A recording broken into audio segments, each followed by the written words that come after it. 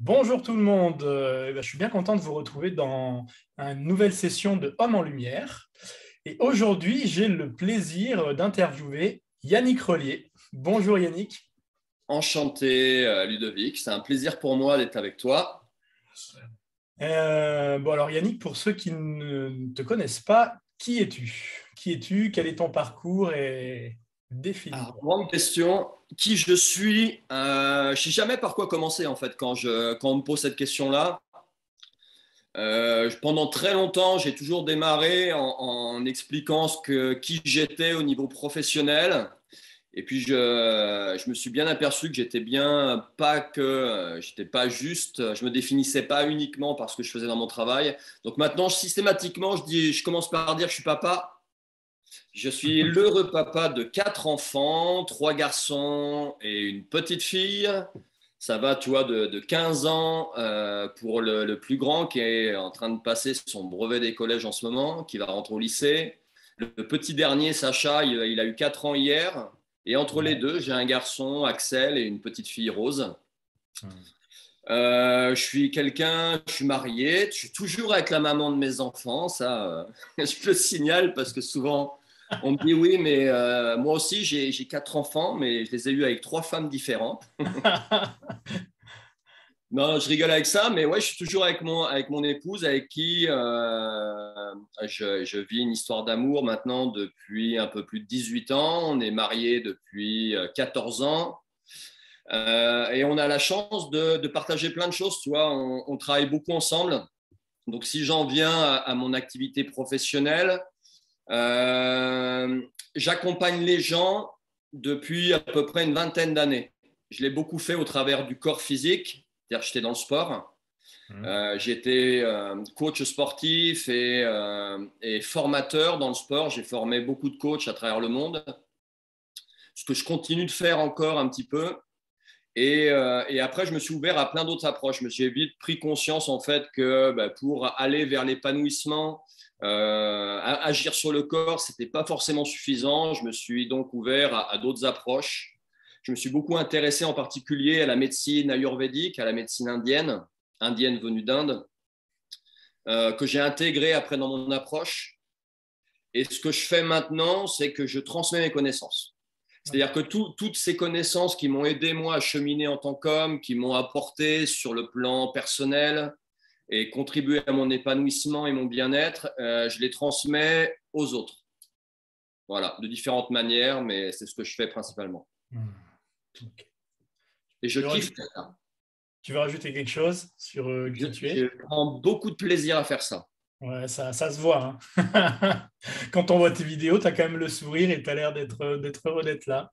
C'est ce Ouais, qui fait. ouais, je fais beaucoup de choses sur les réseaux sociaux. Je communique beaucoup je transmets beaucoup de contenu gratuitement sur les réseaux Facebook, Instagram, YouTube. Il y a des choses naturellement, comme je vis de ça et que j'ai une famille nombreuse, il faut bien que je gagne ma vie. Donc il y a des choses naturellement qui sont payantes. Mais en fait depuis tout petit, j'ai cette soif de transmettre en fait Hmm. et qui me drive maintenant dans ce que je fais. Voilà. Merci Yannick pour cette présentation. Bon, alors dans Homme en Lumière, on va parler du masculin. Donc, l'inévitable première question, c'était alors, quelle relation tu as eue avec ton père? Comment il était Ouais. avec toi et que t'a-t-il transmis? Alors, c'est une grande question, hein. Comme je te le disais tout à l'heure en off, j'ai regardé tes vidéos et cette question-là m'a titillé un petit peu. Ça m'a fait cogiter un peu sur la relation que j'ai eue à mon papa. Et, je dirais que ça a été un père traditionnel, patriarche, très présent, tu vois, une énergie très présente à la maison. Pas forcément beaucoup dans l'affect et l'émotionnel. Je n'ai pas eu un papa qui me prenait tous les jours dans ses bras pour me dire qu'il m'aimait, mais il n'avait pas forcément besoin de ça parce que dans ce qu'il apportait à la maison, dans sa manière d'être, dans sa manière d'être présent pour nous, dans son travail, dans le fait qu'il était à la maison, tu vois, avec nous le soir, qu'il s'occupait du foyer, on ressentait cet amour. Euh, j'ai beaucoup eu, après ça venait peut-être aussi de mon caractère, j'étais un garçon très, très introverti, plus jeune. Et j'avais du mal à créer un lien pendant très longtemps d'échange avec mon père. Tu vois, parfois adolescent, quand l'été, j'étais en vacances scolaires, j'allais avec lui sur son lieu de travail, il m'emmenait dans son camion, etc. Et c'est vrai qu'il y avait des gros blancs parce que je ne savais pas quoi lui dire. Je pense que lui, il voyait bien que j'étais un petit peu renfermé dans ma bulle. Quelque part, il ne savait pas trop non plus comment créer ce lien. Et le vrai lien qui s'est créé avec mon père, je pense, ça a été au moment où je suis parti de la maison, où je suis parti vivre à Paris, que j'ai construit ma vie d'homme, que j'ai construit ma propre famille. Et maintenant, si tu veux, je vois comment il est avec mes enfants, le grand-père que c'est, cette manière toujours d'être très présente. Je sais que c'est quelqu'un sur qui je peux compter, qui m'a beaucoup épaulé dans ma vie, qui a toujours été là quand j'ai eu besoin. Mais cette relation affectueuse, si tu veux, je la vois plus maintenant avec mes enfants. Où là, il va pas hésiter, tu vois, à prendre ses petits-enfants dans ses bras, leur faire des câlins, leur faire des bisous, les prendre sur ses genoux. Alors que j'ai aucun souvenir de ça, par exemple, enfant. J'ai des souvenirs avec mon père où je partais dans la forêt avec lui quand il faisait du bois, tu vois, pour la cheminée en préparation de l'hiver. J'allais parfois le dimanche à la chasse quand on allait chez mes grands-parents, je l'accompagnais. C'était vraiment ce rapport un peu distant. Toi, la première fois que j'ai fait la bise à mon père, je devais avoir une vingtaine d'années, par exemple. Toi, j'étais sur Paris, et quand je suis arrivé sur Paris, c'était une atmosphère complètement différente. Les hommes se faisaient la bise. Moi, je n'étais pas habitué à ça. J'avais toujours vu des hommes se serrer la main. Moi, je voyais mon père et son père à lui, donc mon grand-père, ils se serraient la main. Mon père serrait la main à ses frères pour se dire bonjour. En rentrant, parfois je rentrais le week-end, mais je me suis dit, mais je ne peux pas faire la bise à des collègues de travail à Paris et taper pas la faire à ton père. Une poignée de main à mon père. Donc j'ai commencé toi, à le prendre dans mes bras, à lui faire la bise, etc. Je sais que les premières fois, ça a dû le surprendre un peu. Et puis maintenant, on a un relationnel vachement plus proche maintenant. C'est avec le temps, finalement. Il faut dire que chaque être humain, il évolue aussi avec le temps. Et ce qu'il n'a peut-être pas osé faire avec toi, comme tu dis, il le fait avec tes enfants parce qu'il y a une sorte de maintenant, peut-être une identité masculine où il se relâche et puis il se permet d'être dans l'affection, la tendresse et qu'il a fallu tout ce temps-là pour que ça décante, quoi. Ouais, puis je pense que clairement, dans son éducation, il a reproduit ce qu'on lui a transmis. J'avais, moi, un grand-père paternel et même maternel. C'était des hommes, entre guillemets, un peu rudes, tu vois, qu'on travaillait à la ferme, dans les champs. C'était la casquette, la roulée, le patriarche assis à table, qu'on sert à manger, etc. Toi, c'était cette énergie-là. Oui, les hommes d'avant, on pourrait dire, enfin, comme on voit le modèle un petit peu rouillé d'avant, quoi. Ouais, mais en même temps, tu vois, ça m'a transmis certaines valeurs, tu vois. Si maintenant je suis le père que je suis, je sais que c'est grandement par son exemple. Il y a certaines choses que j'ai repris de lui, si tu veux, cette responsabilité vis-à-vis de ma famille.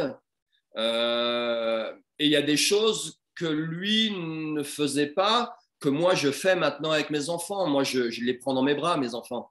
Mes fils, tous les jours, je leur dis que je les aime et je témoigne mon affection, tout mon amour que j'ai pour eux. Je peux le démontrer de par mes actes, parce que je suis un papa présent, ce que lui était. Mais au-delà de ça, j'y rajoute aussi la parole, la verbalisation, qu'il n'y avait pas moi quand j'étais enfant. Et sincèrement, qui m'a pas manqué plus que ça. Qui m'a même pas manqué du tout. Mais, tu vois, c'est...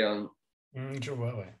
Je vois. En tout cas, je l'ai toujours dans ma vie. J'ai toujours mes parents, tu vois, dans ma vie. Ils viennent à la maison toutes les semaines. Ils étaient là hier.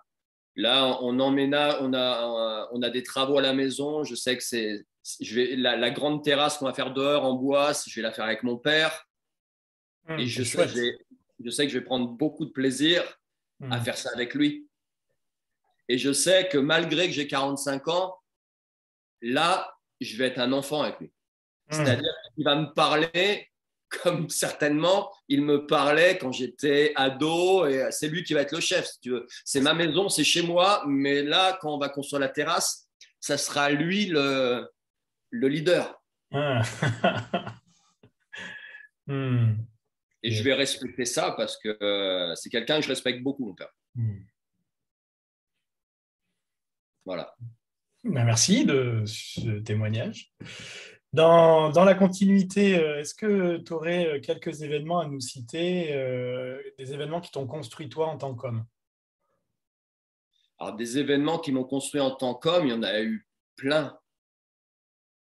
Il y en a eu plein. Il y a eu, mais si je remonte très loin dans mon enfance, comme je te l'expliquais tout à l'heure, j'étais un enfant très, très introverti. C'est-à-dire que j'avais beaucoup de mal avec le regard de l'autre. Je marchais dans la rue en regardant mes pieds. Et pour la petite histoire, ma maman, elle me récupérait quand j'étais petit et que j'étais en maternelle, etc. Elle me récupérait souvent avec une bosse sur le front parce que je marchais dans la cour en regardant mes pieds et je me prenais le chêne qu'il y avait au milieu de la cour régulièrement, tu vois. C'était pas la bosse des maths, c'est ça? Ah non, c'était pas la bosse des maths. Même si j'ai fait des études scientifiques, c'était pas la bosse des maths. Et, et donc, je me suis construit un peu, tu vois, dans ma bulle enfant. J'étais vraiment dans mon monde à moi et jusqu'à un moment donné où j'ai vraiment fini par en souffrir. Et je me rappelle, un jour, je rentrais, parce que le mercredi, moi, je passais le mercredi chez ma grand-tante, que je considérais comme ma grand-mère, parce que mes parents travaillaient. Donc, le mercredi, j'étais chez elle et je regardais le Club Dorothée à la télé, au lieu d'aller jouer avec mes petits camarades dehors, tu vois. Et quand je savais que ma mère était rentrée à la maison de son travail, bah, je rentrais à la maison. Et j'ai le souvenir un jour de rentrer à pied, parce qu'il y avait 5 minutes de marche, et dans ma tête, me dire ou entendre « relève la tête, relève la tête, arrête d'avancer en regardant le sol ». Et à partir de ce jour-là, je me suis obligé à redresser le regard, à avancer devant moi en regardant, à ne plus changer de trottoir quand d'autres personnes arrivaient face à moi, à ne plus regarder mes pompes systématiquement, pour réveiller, si tu veux, une certaine confiance en moi. Donc ça fait partie des mémoires fortes que j'ai. Après, clairement, mon entrée dans la vie professionnelle, l'entrée quand je suis parti sur Paris, je me suis retrouvé dans une ville où je connaissais personne. À l'époque, j'étais vraiment dans le milieu de la remise en forme. Je me suis retrouvé sur un podium tous les soirs devant 100 personnes. Là, ça m'a obligé aussi à ressortir des choses en moi. En fait, ça a révélé, si tu veux, ça a réveillé des choses que je pensais enfouies. Ce manque de confiance et d'introversion qui était le mien quand j'étais jeune garçon, je pensais l'avoir guéri quelque part au fil des années. Et quand je suis arrivé sur Paris, dans cet univers inconnu où je suis sorti de ma zone de confort, tous mes démons se sont réveillés en fait. Cette peur du regard, cette peur du jugement, le regard qui recommence à descendre. Et j'ai dû à nouveau reconstruire cette confiance, etc. Ensuite, un passage clé de mon évolution, c'est la rencontre avec mon épouse, Jessica, qui a fait voler en éclats la vie qui était la mienne à l'époque. Si tu veux, à l'époque, j'étais en couple, j'avais un appartement à 5 minutes de mon lieu de travail, une Audi, un beau chien, un bel appartement. Ma vie, elle était construite. Elle était déjà toute tracée. Elle était toute tracée et au détour d'un couloir, ça fait cliché de le dire, mais nos regards se sont croisés vraiment au travers de portes battantes, des hublots de portes battantes. Et ma vie, elle a fait angle droit ce jour-là. Tout a volé en éclats. Donc ça a été aussi un passage très, très fort de ma vie. Et après, les enfants, j'ai eu 4 enfants. J'ai eu 4 enfants. Je pense qu'à chaque fois, chaque naissance, ça a été un rite initiatique pour moi. Jusqu'à la dernière, mes trois enfants, mes 3 derniers enfants, donc Axel, Rose et Sacha, ils sont nés à la maison. Donc, ça a été des moments émotionnellement très forts et ça a contribué grandement à me faire avancer, clairement. Je comprends. Donc, moi, il n'y a pas un truc, il n'y a pas… si je prends du recul sur ma vie, il y a vraiment plusieurs échelons comme ça depuis mon enfance jusqu'à maintenant. Et je pense qu'il y en aura encore naturellement après qui ont contribué à me construire ou me déconstruire. Tout dépend de comment on voit les choses. Mais… Ouais, de décristalliser. Mais c'est intéressant ce que tu disais sur Paris quand tu arrives en tant que… C'est un peu prof de sport, c'est ça, où Ouais. tu dois faire des cours le soir devant du monde. Exactement. Et parce que finalement, les choses, on les réalise que dans l'expérience, quoi. Tu vois, tu veux plus avoir peur de prendre la parole en public, bah, prends la parole en public, quoi. Enfin, c'est ça, le truc, c'est… Tu veux arrêter de garder tes pieds, ben, lead le cours pendant 1 heure tous les soirs et à la fin, ben, tu seras tellement à l'aise que il y aura même plus ce monde-là n'existe même plus, quoi, le fait de ne plus avoir confiance, quoi. Ça, je trouve, c'est une belle expérience aussi de mise en situation de la vie, quoi. Et ça a été particulier, tu vois, parce que vraiment, je me suis dit, quand je suis arrivé là-bas, il y avait ces grands couloirs bondés de Parisiens le soir. Moi, petit provincial, tu vois, par rapport au coach qui était sur place, moi, je me sentais tout petit, tu vois. Et je ne m'attendais pas à ce que cette peur en moi rejaillisse, que ce manque de confiance que je pensais avoir réussi à guérir rejaillisse aussi fort. Donc, j'ai refait la même chose que ce que j'ai inconsciemment, un peu plus consciemment quand même, j'ai réappliqué la même chose. Je me suis forcé à regarder droit devant moi. Ce qui fait que tu as beaucoup de gens qui me croisaient à l'époque qui disaient non mais Yannick, il est hautain. Yannick, il se la pète parce que quand je marchais dans les couloirs ou quand je traversais une pièce bondée, je regardais droit devant moi. C'est-à-dire qu'en ligne de mire, j'avais l'endroit où je voulais aller. Je regardais droit devant moi et je relevais les yeux, je ne baissais pas le regard et j'étais concentré. Et du coup, les gens prenaient ça pour de la froideur, pour quelqu'un d'autant, etc. Alors que j'essayais juste de ne pas m'effondrer. Moi, je trouve ça génial de voir le rapport, parce que j'ai eu des expériences un peu similaires dans certains travaux que j'ai fait, où moi, quand je suis concentré sur un truc, tu vois, j'ai plutôt le visage fermé, je suis concentré. Il y a d'autres gens qui travaillaient autour qui me disaient, putain, au début, quand on ne se connaissait pas, on avait peur, on croyait que tu allais nous manger et tout. Et alors que moi, dès qu'ils commençaient à me parler, j'avais le sourire, le smile. Ils disaient, mais on ne comprend pas. Parce que quand on voit à l'extérieur, on prend peur. Puis dès qu'on vient discuter avec toi, t'es hyper ouvert, quoi. Parce que j'avais pareil, cette même concentration de. Ah, ça me rappelle ça, c'est chouette. Par contre, moi, ce que j'ai fait aussi, c'est que je me suis mis une armure, clairement. C'est-à-dire que j'ai enfilé l'armure du guerrier et je ne laissais rien transparaître des failles qui pouvaient être les miennes. C'est-à-dire que j'ai masqué pendant, on va dire, au moins 4 ans dans ce gros club parisien, j'ai masqué tout ce qui faisait de moi un être humain, mon empathie, ma douceur, mes failles, mon manque de confiance. Je l'ai enfoui sous une armure de guerrier dur, bourrin, directif, intransigeant. Toi, je t'ai réputé pour être un coach qui pousse les autres à sortir de leur zone de confort, qui est un peu piquant, qui est un peu dominateur. Et jusqu'au jour où clairement, je me suis senti en train de mourir dans cette armure, en train de m'étouffer dans cette armure et que j'ai voulu j'ai voulu la dégager, toi. Comme, C'est là où... comme avec le chevalier à l'armure rouillée, t'as pleuré un peu ou... Non, je rigole. Et, tu sais, c'est compliqué hein, Moi, clairement, le fait, c'est l'exemple que je donne souvent, tu vois, c'est quand je suis devenu père pour la première fois il y a 15 ans, que j'étais encore, moi, dans ce trip guerrier, dans ce que je laissais transparaître de moi. Je ne laissais voir que ce guerrier en moi et pas le guerrier, toi, le guerrier un peu bourrin, toi. Mais à partir du moment où j'ai eu mon fils, qu'on m'a tendu un bébé dans les bras, qu'est-ce que tu fais de ton armure et de ton épée?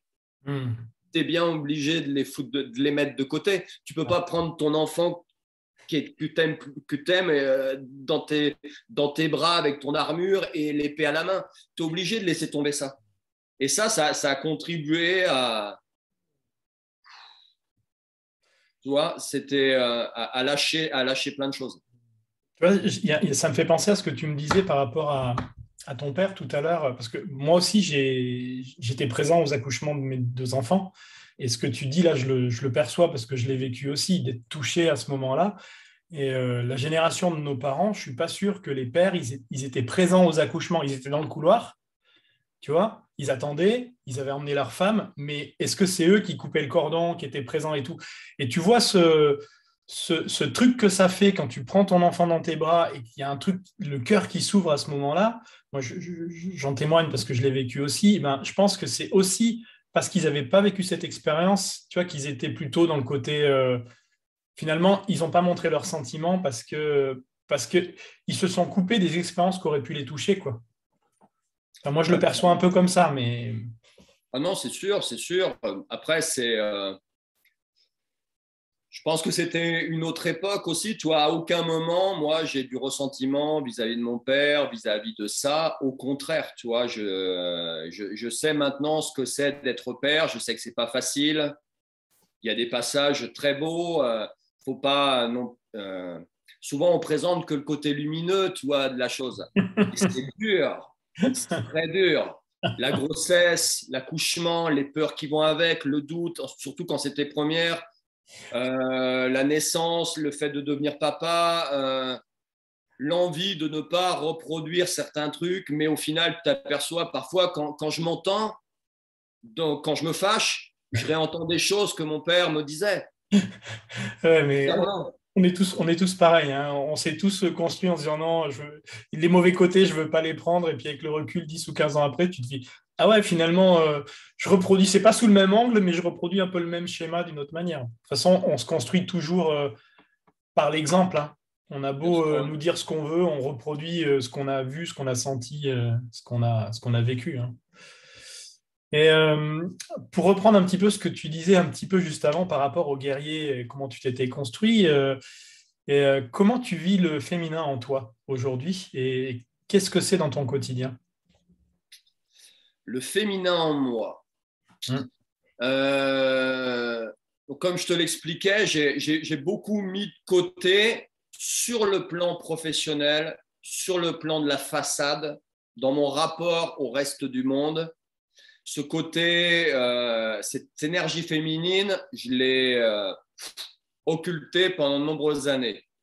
Par contre, dans mon relationnel personnel, dans ma vie de couple, je pense que j'ai jamais eu vraiment de problème à laisser aller mes émotions, à dire les choses, à dire je t'aime, à prendre dans les bras. J'avais ce côté intériorité aussi. Euh, mais clairement, tout s'est réveillé à la rencontre de Jessica, mon épouse, qui était, elle, pleinement dans son énergie féminine. Elle m'a aidé à me reconnecter encore plus et à assumer cette part-là de moi en dehors de la sphère ultra privée. Donc maintenant, je peux parler de mes émotions ouvertement. Je les ressens. Autant ma colère que mon amour, autant ma joie que ma tristesse. J'ai pas de problème à les montrer pleinement. Et je ne sais pas si c'était en lien avec ça, exactement ta question, mais donc cette énergie féminine. Mais pour moi, tu vois, plus je travaille sur moi et sur ma masculinité, je me suis beaucoup intéressé aux archétypes masculins. Je me suis jamais reconnecté paradoxalement, je me suis jamais reconnecté autant, je pense, à mon énergie féminine que depuis que je me suis reconnecté pleinement à mon énergie masculine. En me reconnectant pleinement à l'archétype de l'amant, du magicien, donc en travaillant sur ma masculinité, c'est ça qui a fait que j'assume aussi pleinement maintenant cette part, cette énergie plus féminine, si tu veux, en moi. Alors qu'au début, en fait, inconsciemment, comme j'ai eu accès à cette part féminine en moi, beaucoup quand même au travers de mon épouse, de ce qu'elle véhiculait comme des livres qu'elle m'a donnés, des rencontres que j'ai fait autour d'elle, je me suis beaucoup reconnecté à mon masculin au travers du féminin sacré. Tu vois ? Le problème que j'ai rencontré, c'est qu'à un moment donné, j'en étais pratiquement arrivé à être dans le déni de mon masculin, si tu veux. C'est-à-dire que j'entendais tellement, Yannick, il faut que tu te reconnectes à ton féminin. Le féminin, c'est ça, ça, ça. Reconnecte-toi plus à tes états émotionnels, à ta spiritualité, etc. Que j'en suis pratiquement venu à me dire, mais en fait, il n'y a que l'énergie féminine qui fait ça. L'énergie masculine, entre guillemets, elle est responsable des maux de cette société. Donc, il faut la mettre un peu de côté et il faut se focaliser sur ton énergie féminine. Tu vois ? Je pense que ça a été l'amorce pour mon développement, mais je ne suis pas persuadé que c'était le chemin le plus harmonieux. Je ressens beaucoup plus d'harmonie en moi depuis que je me connecte à tout ça au travers de mes archétypes masculins. Je comprends bien. Je comprends bien parce que tu... Dans ce que j'explique, mais... Tu travailles toi aussi avec les archétypes masculins comme moi, donc c'est évident que, quand tu témoignais avant, c'était l'énergie du héros, c'était bloqué dans le côté guerrier dur. Et de toute façon, pour être un homme complet, faut connaître la descente et il faut descendre dans ses profondeurs. Et quand on parle de masculin sacré, c'est un équilibre masculin-féminin à l'intérieur de soi. Comme pour le féminin sacré, c'est un équilibre féminin-masculin à l'intérieur d'elle. Donc, automatiquement, pour être un homme pleinement épanoui, il faut avoir rencontré sa part féminine et sa profondeur, quoi. Son monde émotionnel, ses blessures.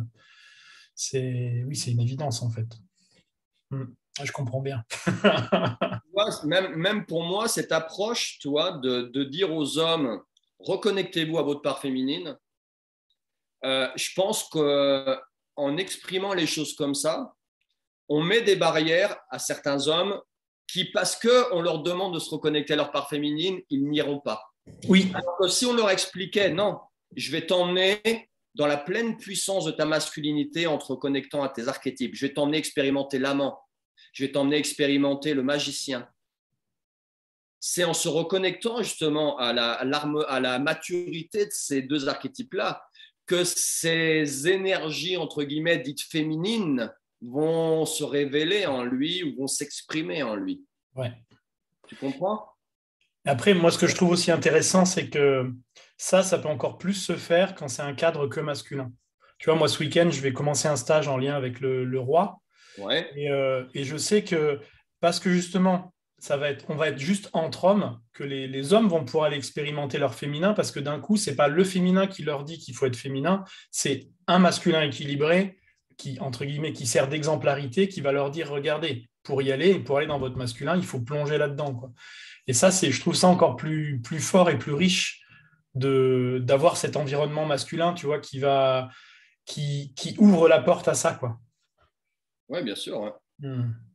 Ah, c'est chouette. Et j'ai beaucoup rencontré d'hommes aussi ces dernières années, tu vois, qui étaient dans cette mouvance de travail personnel, de développement personnel, etc., et qui avaient conscience qu'ils devaient travailler sur leur masculinité, parce qu'on n'arrête pas de leur rabâcher à longueur de journée, on leur parle de patriarcat, on leur parle de masculinité toxique, dans leur couple, il y a comme leurs femmes travaillent sur leur féminin, il y a des choses qui remontent, ça les bouscule un petit peu dans leur mode de fonctionnement.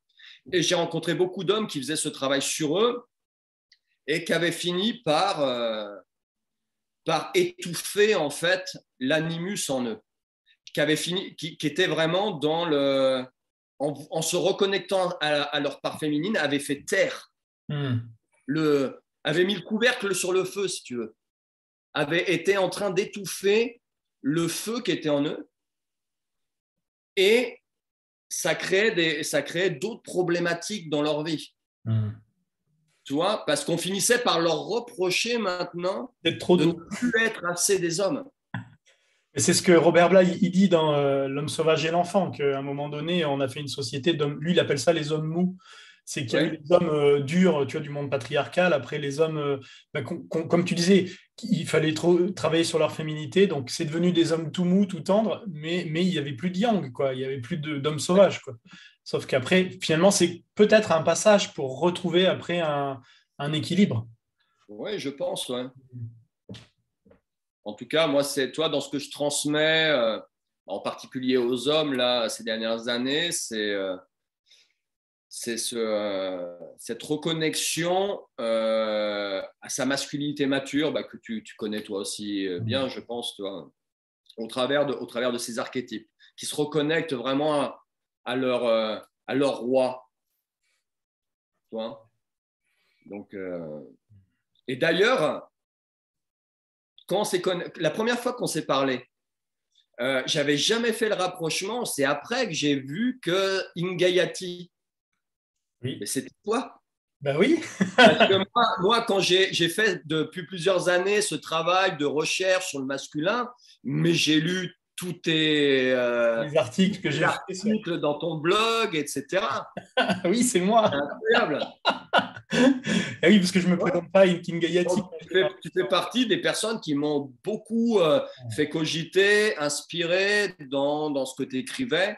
Et c'est qu'après, quand j'ai vu d'autres messages que tu postais sur tes réseaux, où j'ai vu ce lien avec ton site, que j'ai fait le rapprochement. Je dis, c'est incroyable, c'est le mec que j'ai lu.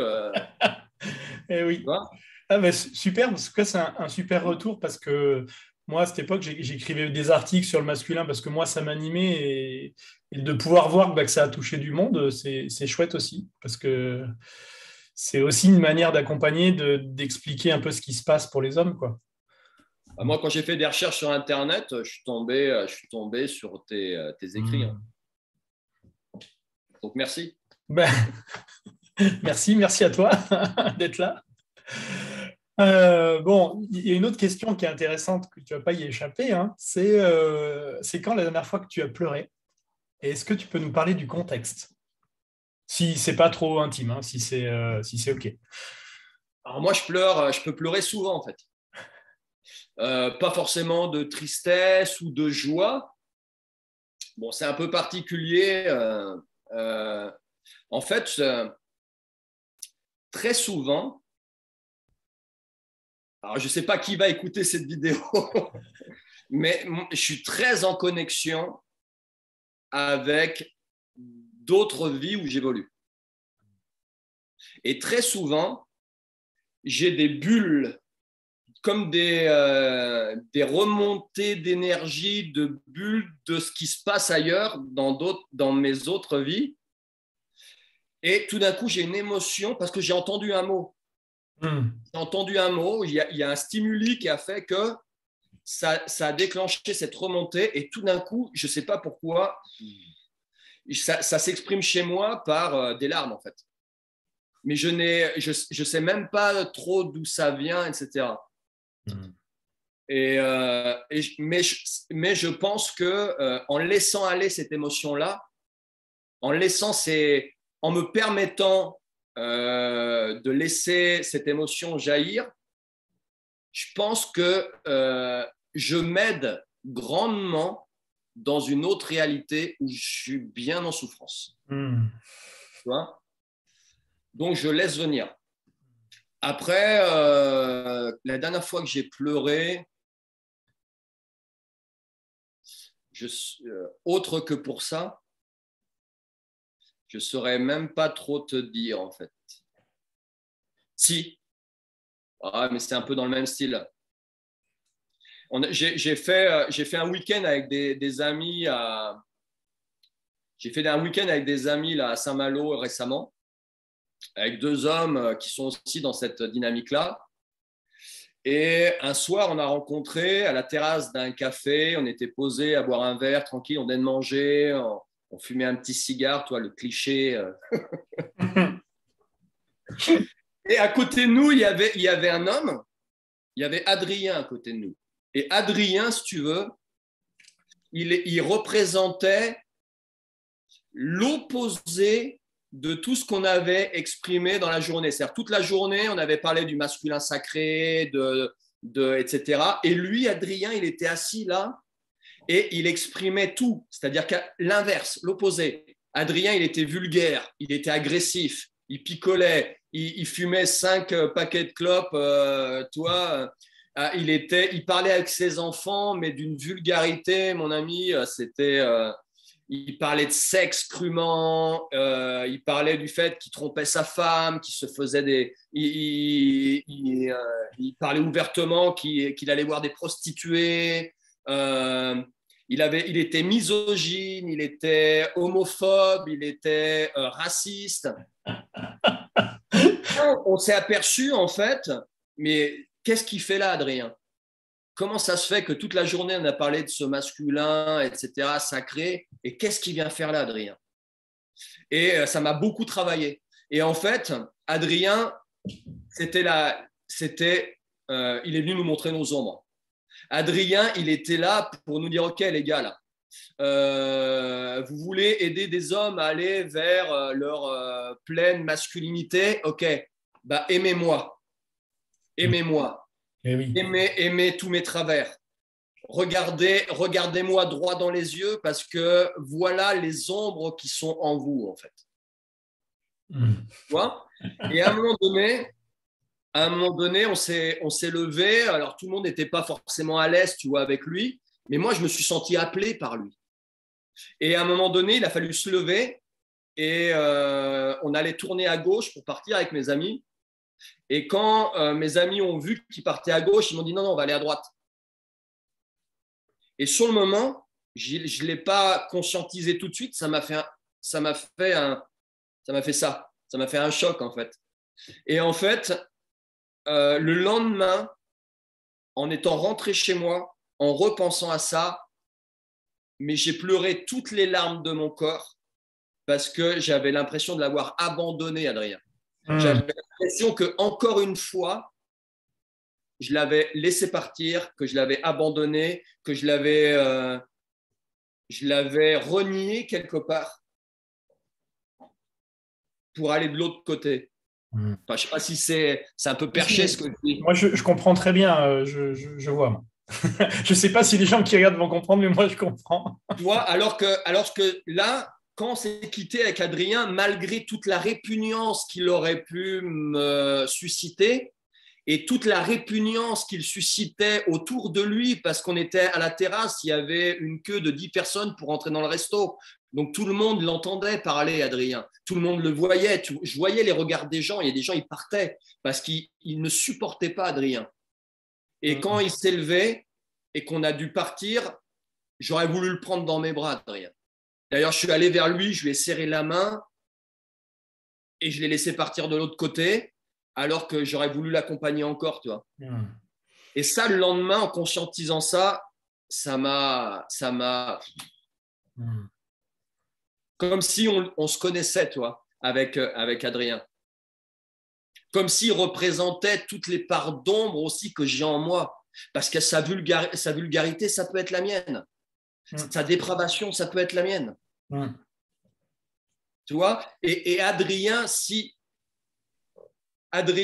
moi, je peux me positionner, tu vois, au travers de ce style de vidéo en tant que homme mature, en tant que thérapeute, en tant que bon père de famille, en tant qu'homme bien, homme bon, c'est parce que Adrien, il existe et que lui, il a pris la posture de tout l'opposé.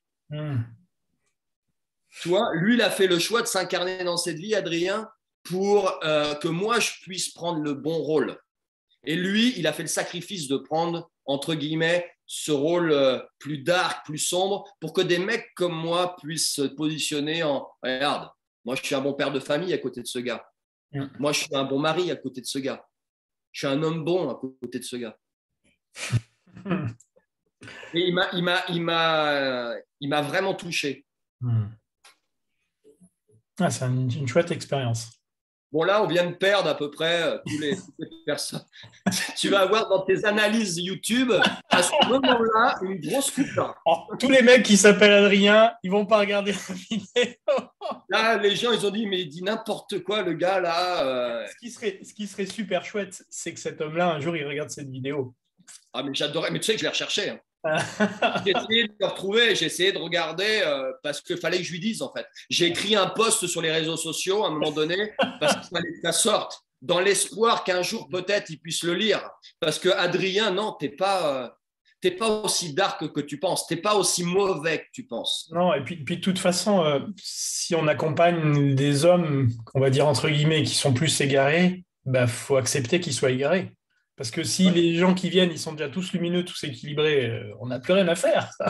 Donc automatiquement, alors après, il y a différents points d'égarement, on pourrait dire, mais voilà, on ne peut que aimer là où il en est pour qu'il puisse grandir, quoi.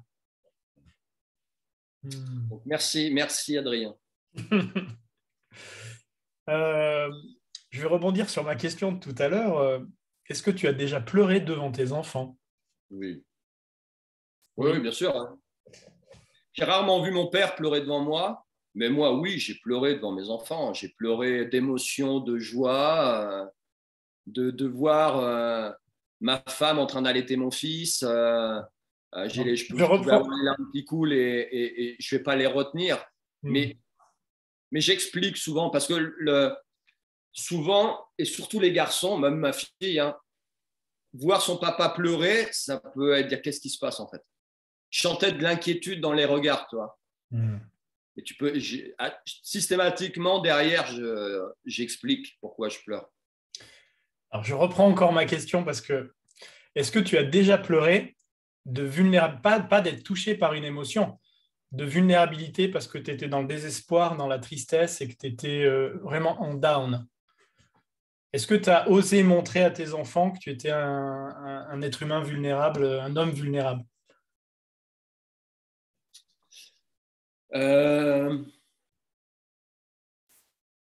Depuis que je suis papa,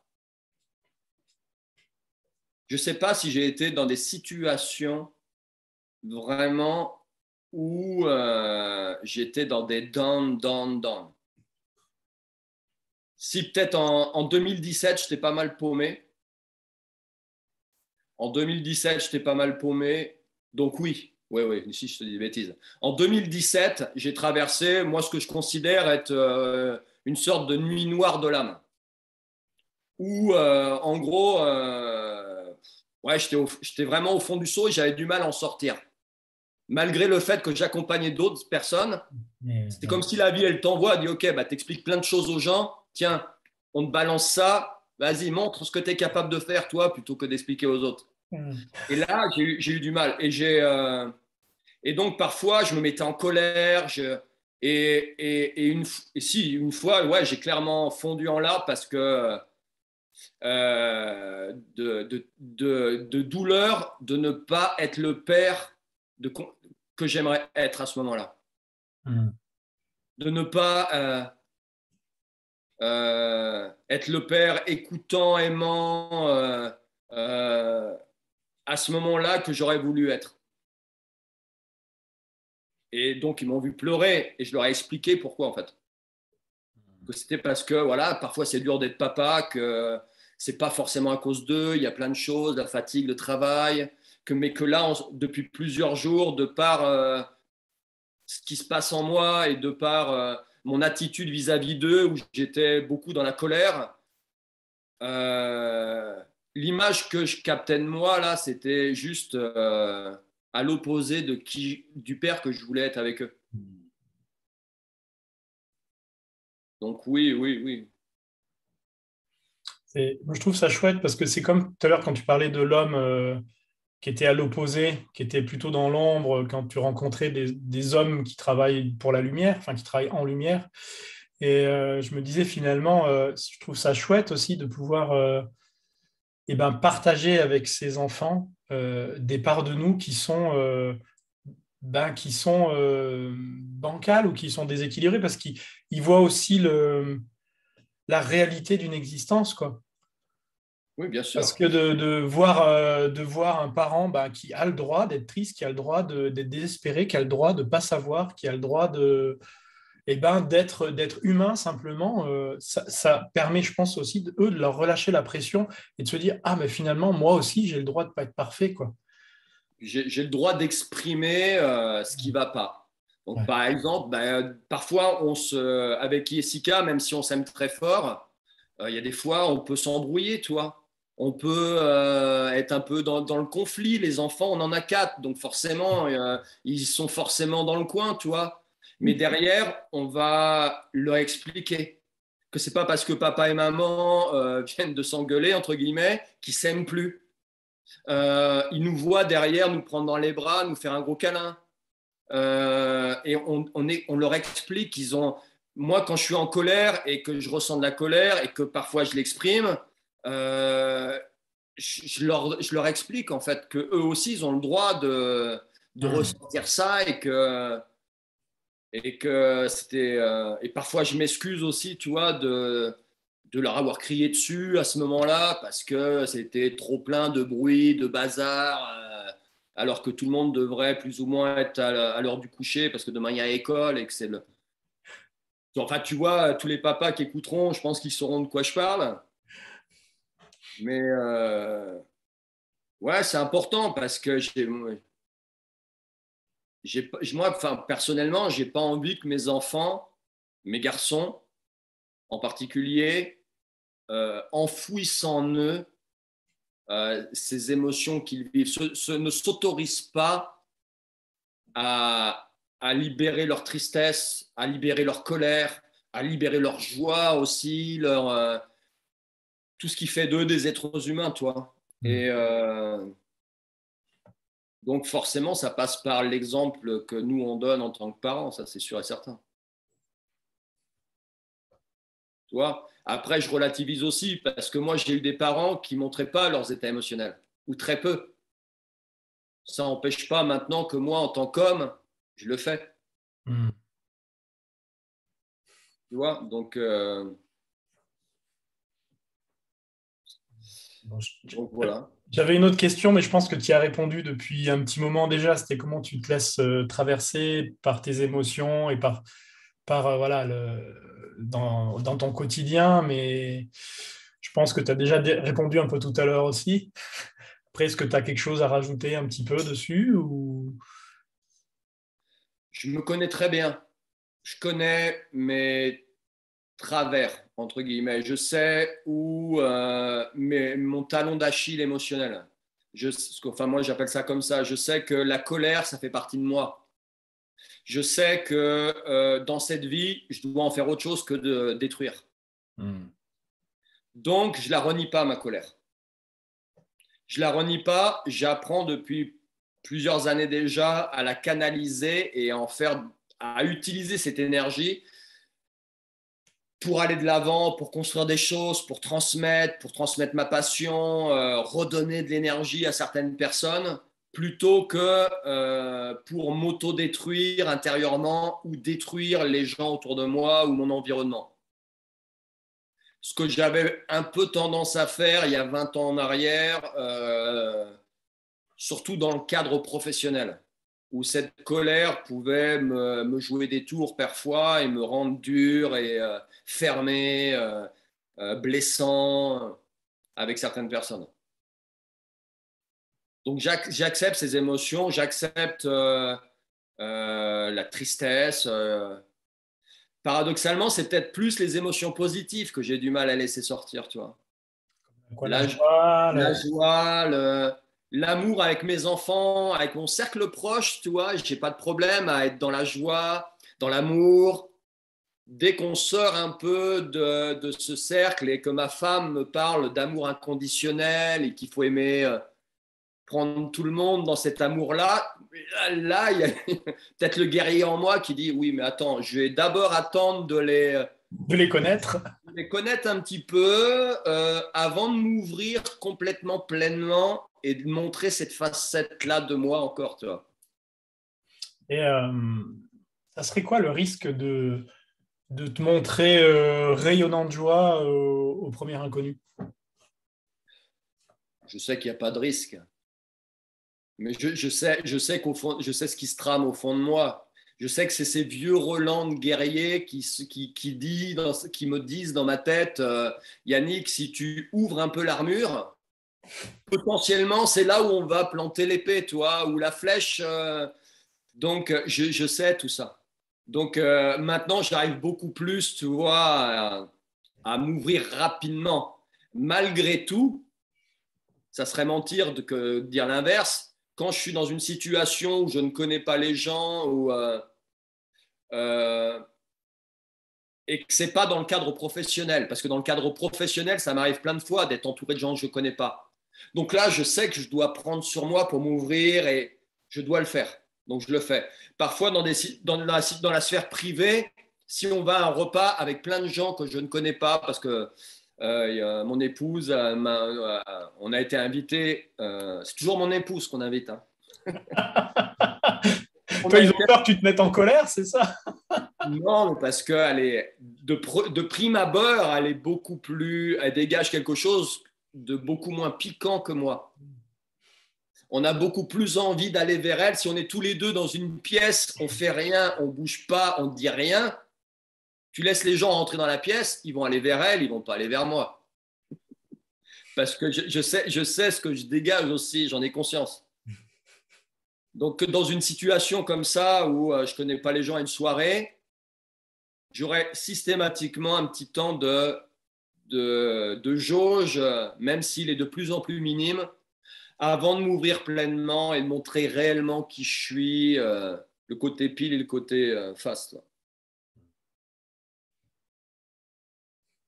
Mais bon, je suis comme ça, donc tu vois, je n'ai même pas envie de le changer, ça fait partie de moi, je suis dans ce côté-là. Et j'aime bien voir la réaction des gens aussi. Parce que quand tu es comme ça, tu vois les gens, tu as des gens qui, quand je suis dans cette énergie encore un peu du guerrier, tu vois ce que ça provoque chez les autres. Tu vois ce que ça réveille chez les autres, les peurs que ça réveille chez les autres. Ou au contraire, tu vois les gens qui sont à l'aise naturellement tout de suite. Tu vois les gens qui vont être sur la défensive. Tu vois les gens qui tout de suite vont se faire un a priori sur toi avant même que tu aies ouvert la bouche. Et tu sais très bien que ce dont ils parlent, ce n'est pas de toi, c'est d'eux-mêmes. Oui, c'est Donc ça m'aide aussi à comprendre plein de choses, c'est les gens. la projection qu'ils font sur toi, quoi. Hmm. Ouais. Donc j'en ai fait, toi, ça me va. Ça fait bientôt 1 heure hein, qu'on est là. On va se faire quand même une dernière petite question avant de clôturer. Et qu'est-ce que tu aurais à dire sur le masculin aujourd'hui? Comment tu le vois? Qu'est-ce que tu en penses? Est-ce que tu as quelque chose à transmettre? Euh, Ça, c'est quelque chose que je dis beaucoup dans mes posts ou dans certaines vidéos. Pour moi, la société actuelle, meurt d'une sous-nutrition en énergie masculine mature. Tu vois, on met beaucoup en avant là le côté attention, là ça va mal dans le monde à cause du masculin toxique qui agresse, qui viole, qui attaque, qui détruit, qui exploite, que ce soit les autres êtres humains, les animaux, la nature, l'environnement, etc. On est en... Et pour moi, c'est vrai. Donc, ça fait partie de ce masculin immature qui, pour moi, fait que cette civilisation est en train de s'auto-détruire toute seule. Mais de l'autre côté, on manque de guerriers qui s'assument. On manque d'hommes qui s'affirment, qui restent droits dans leurs valeurs, on manque de rois. On manque de rois pleinement alignés, ancrés sur leur trône, bien alignés, et qui vont avoir j'allais dire les couilles, mais voilà, avoir les couilles d'assumer leurs convictions, leurs valeurs, de dire non quand il faut dire non, de rester droit, de porter une certaine vision, de porter des valeurs fortes, tu vois. Donc, messieurs, il faut qu'on se reconnecte à ça, en fait. Il faut qu'on se reconnecte à cette énergie masculine qui est en nous, mature. Il faut qu'on se reconnecte à la puissance de ce roi qu'on a tous en nous. Tu vois, qui est parfois un roi tyran chez certaines personnes. C'est ce qui fait que on nous colle parfois l'étiquette c'est ce qui les maux de cette société sont en partie dus à ce côté tyrannique et cet excès dans certaines énergies masculines. Mais de l'autre côté, il y a aussi un vide, en fait. Hein. Donc, il faut qu'on arrive à se positionner là-dessus parce que, à mon sens, l'évolution de notre société, l'évolution de l'humanité même, se joue là-dedans. Tout ce qu'on vit là depuis plusieurs années, là, c'est là aussi pour stimuler tout ça, toi, pour nous obliger à nous affirmer. Donc, si je reste dans le côté homme, à nous affirmer en tant qu'homme. Voilà, on t'envoie cette situation-là, qu'est-ce que t'en fais? Qui s'exprime? Comment tu t'exprimes là-dedans? Est-ce que c'est ton vide de certains archétypes qui s'exprime, ou est-ce que c'est ton excès, ou est-ce que c'est ton roi qui s'exprime? Qu'est-ce que tu en fais de tout ça? Comment tu te définis là-dedans? Comment toi, en tant qu'homme, tu te définis là-dedans? Et puis comment tu assumes?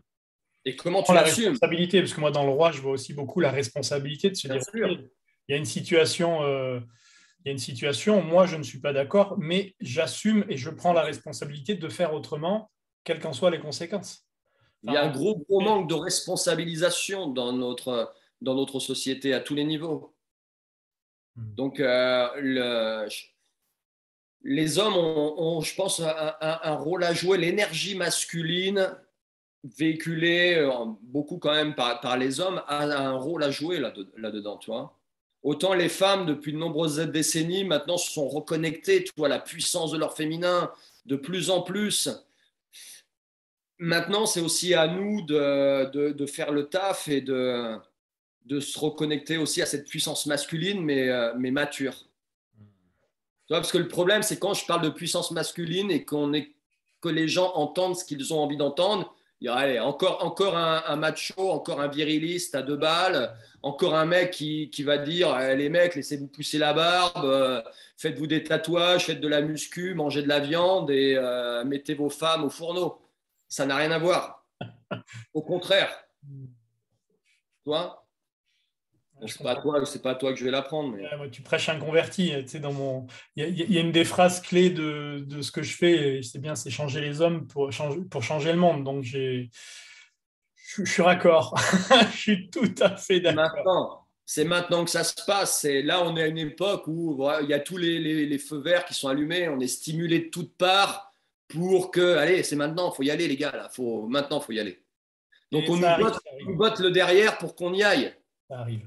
De toute façon, vu que le schéma d'avant, enfin, on le voit dans le monde extérieur et dans le monde actuel, dans la société, il va dans le mur.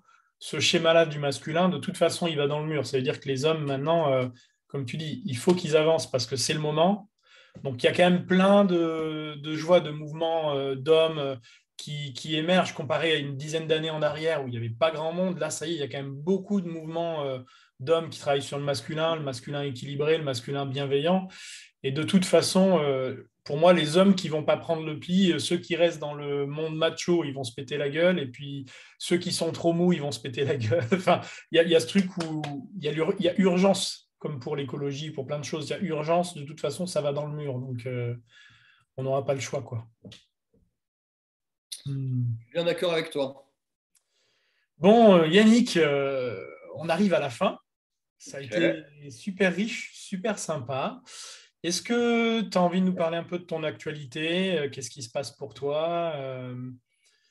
Alors, mon actualité, je pense que vous pouvez, si vous voulez me contacter, vous pouvez me contacter via mes réseaux sociaux, essentiellement Instagram, Facebook, YouTube. Moi, j'ai créé des programmes que maintenant je diffuse de plein de manières différentes, sous forme de vidéos accessibles et en téléchargement, et après chacun gère son apprentissage tout seul ou de manière beaucoup plus accompagnée, etc. Mais si tout ça, ça vous intéresse, je vous invite à revenir vers moi plutôt que de là, sinon on va. Ok. De toute façon, je mets tes liens dans la description. Si vous voulez retrouver Yannick, donc, vous allez au-dessous dans la description de la vidéo. Voilà. Moi, si vous voulez me retrouver, ben, c'est aussi pareil sur Instagram, sur mon site ingayati.fr. Allez lire son blog. Ouais, mon blog sur mon site avec plein d'articles sur les dynamiques archétypales masculines immatures de l'enfant et quelques-unes sur les dynamiques archétypales. Voilà, et puis ben, n'hésitez pas à partager, liker les vidéos et puis revenez-y parce que là on est à la 4e et il va y en avoir plein, plein, plein avec plein d'hommes super intéressants. Voilà. Bon, on arrive à la fin. Merci Yannick. Merci. Merci à toi, merci de l'invitation, c'était un vrai plaisir. Ouais. Et puis merci à tout le monde et à très vite alors. Au revoir. Ciao.